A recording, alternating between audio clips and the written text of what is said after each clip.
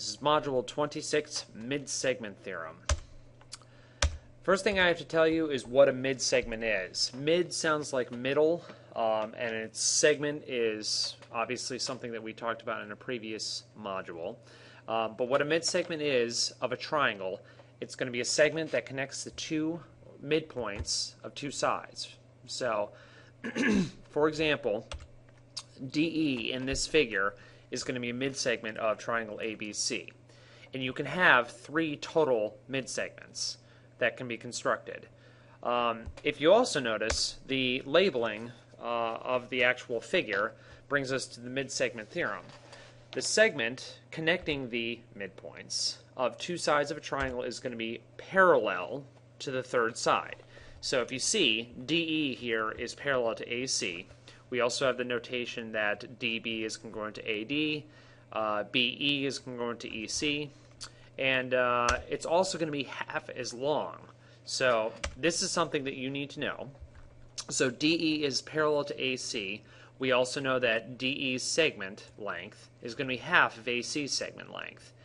The other way to think of it also is that if you want to find out what what AC's segment length is, all you have to do is multiply both sides by 2, and you can say that twice DE's segment length is going to equal AC's segment length. So, and it works for all of the midsegments that can be constructed within a triangle.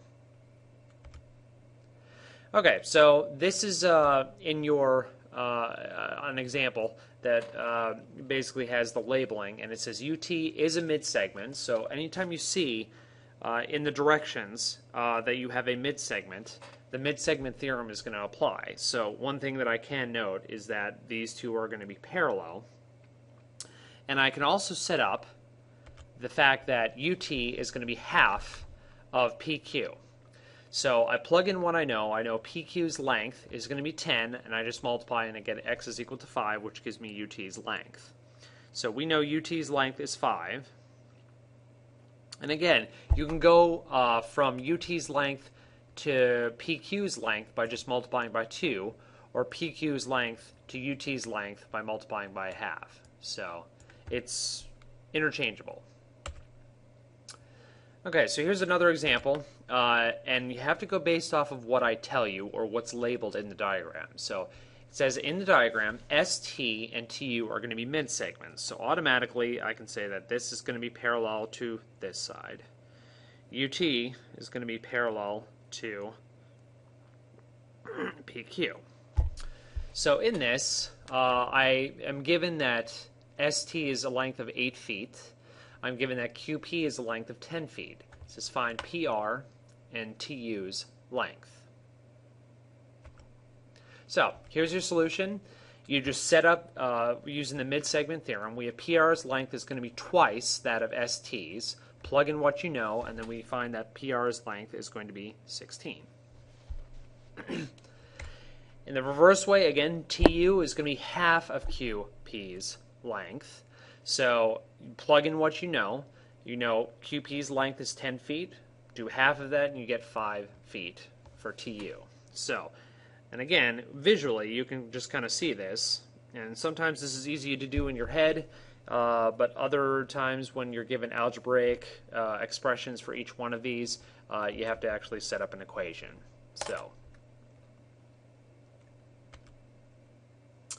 All right, so here's a little more of a real-world example, because basically any structure that you see is going to be using trusses which hold up a load in either a house or a building. So triangles are going to be used to create superstructures of buildings. One of the load carry components of a superstructure is called a truss. A truss is shown below. So all of the labeling that I see that I have AH is congruent to HI, which is congruent to IJ. I have AB is congruent to BC, which is congruent to CD, so on and so forth. I have right angles that are labeled. So basically, I have a lot of stuff that is given to me here. So I have AG's entire length is going to be 24. So if I have AG's entire length here is 24, it's asking me to find out what CD's length is. So I'm also going to just kind of label what I know here, what they tell me. So I know this entire length here is going to be 15 feet, which is the same thing as this entire length here, because GJ and AJ are all congruent. So, and we, last but certainly not least, we know that L or HB and LF are going to be 3 feet. So I know this is 3 feet, and I know HB is 3 feet as well. So CD's length is congruent to the other 5 lengths that are given, because AG is split up into 6 congruent parts. So the way to find it is just to do 24 divided by the 6 congruent parts. That means that each one of the lengths is going to be 4, which means that CD's length is going to be 4 feet. So CI's length, well, we know that HB is 3 feet. And this one is actually involving midsegments. So if I actually have this triangle here, the bigger triangle, how do I know that it's the midsegment? Well, it connects the 2 midpoints. That's one. The other way I could also say is that it creates 90-degree angles here. And from a previous module, those are corresponding angles which add up to, or which are congruent.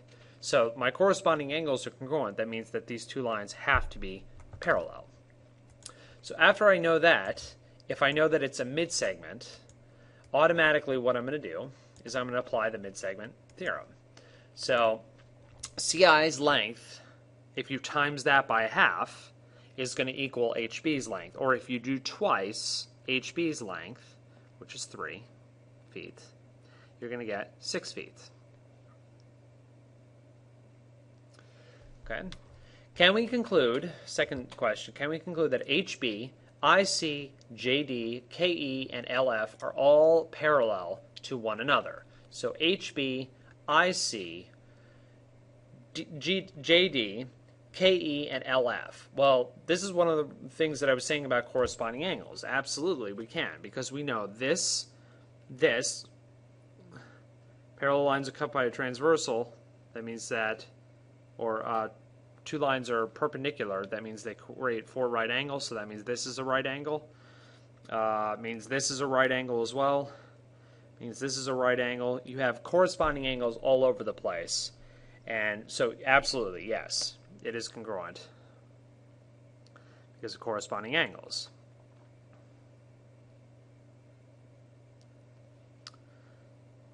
Postulate or theorem. So, okay, this concludes the notes part of the video. What you need to do is you need to go to the construction video, which means we're going to be duplicating a segment, duplicating an angle, creating something called an angle bisector, which we talked about in a previous module, and creating a midsegment. The thing you are going to need is you're going to need your compass. I said protractor or ruler. The main reason is because you need a straight edge to make straight lines with.